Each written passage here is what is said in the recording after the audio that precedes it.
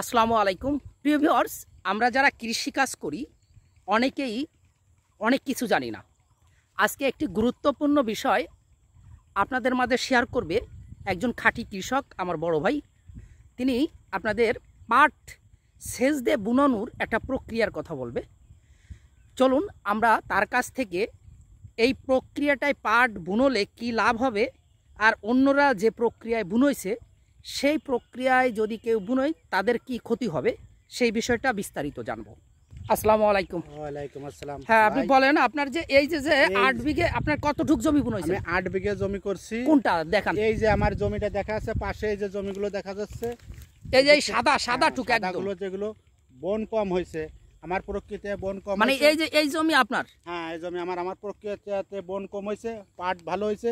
1 মাস যদি আমি এই পাটের বৃষ্টি যদি নাও হয় তাহলে আমার এই পাটের কোনো সমস্যা হবে না। আমার এই জমিতে এতটুকু আছে, যেভাবে আমি করছি এই পদ্ধতিগুলো আপনারা জানেন।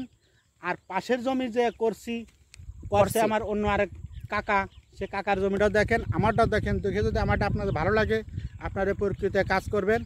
প্রকৃতির সিস্টেমগুলো আমি বলছি। হ্যাঁ, কিভাবে কোন সিস্টেমে কোন সেচ দিয়ে যারা পাট বুনয় তারা কোন সিস্টেমে পাট বুনইলে তারা লাভবান হবে, খরচ কম হবে। এখন আপনাকে যদি ভালো লাগে, আমি যে পদ্ধতিতে করছি দেখেন, আমি প্রথম সেচ দিছি জমিতে, সেচ দিয়ে চাষ করছি লোটার দিয়ে চাষ করে পাওয়ার টিলার দিয়ে 3 পালা সঙ্গ দিয়ে রেখে দিছি জমিতে সম্পূর্ণ চারা গজায় গেছে। সম্পূর্ণ চারা দেখেন কিভাবে গজাইছে, কোনো জায়গায় একটা গজাতে বাদ নাই। আপনারা সেগুলো ঠিক করে দেখেন। আর আমার চাচা পাশে জমি করছে, চাচা সেচ দিয়েছে, সেচ দেওয়া জমিতেও পাট জ্বালাইছে। কিন্তু এই পাটের খেতে এখন 1 সপ্তাহের ভিতর পানি দিতে হবে। 1 সপ্তাহের ভিতর যদি পানি না দেওয়া হয় এই চারাগুলো মারা যাবে। এবং বন কিভাবে জ্বালাইছে সেটাও আপনারা দেখেন, এবং পাশের জমি বনটাও দেখেন। যে বালি করলে সুবিধা হয় সে বালি করতে হবে আমাদের।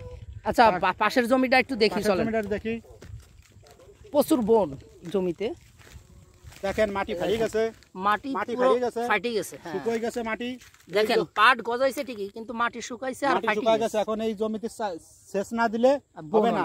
আর এই জমিতে সেচ দিতে হবে লেকিন ম্যাক্সিমাম 2 আর আমার জমিতে একটা সেচ দিছি, 1 সেচে আমার কাজ হয়ে যাবে। 1 সেচেই আমার জমির চারা সম্পূর্ণ পাট ক্লিয়ার পাবে।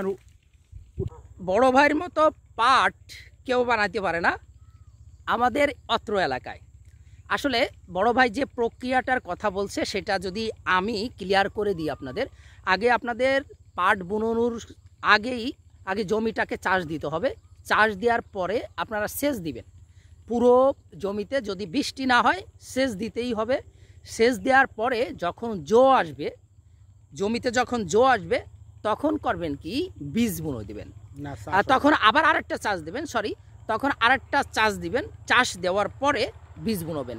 আর তারপরে লোডার দিয়ে ওই পাওয়ার টেলার, যে বড় পাওয়ার টেলার, ওটা দিয়ে চঙ্গ মানে মই দিয়ে দিবেন। তাহলে আপনার এই 1 সেচে 3-4 মাস সেচ না দিলেও কিছু হবে না। আপনার পাট অনেক বড় হয়ে যাবে এবং অনেক গ্রোথ করবে, ভালো মানে পাট জন্মাবে ভালো। আর অনেকে হচ্ছে সেচ দিয়ে আগে লগেন পাট বীজের বিচি বুনয়, তারপরে সেচ দেয়, তাদের সমস্যা হয়। কিন্তু আগে সেচ দিতে হবে, জমিতে আগে আনতে হবে, তারপরে পাট বুনইতে হবে। এই যে 1 বিষয়টা ক্লিয়ার। 1 বিঘা জমি কুবাতে আমার 4 ডিভিশন গেছে 1 বিঘা জমিতে। আচ্ছা, সেটা তো যাবে, বন কম হয় এই একটা বিষয়।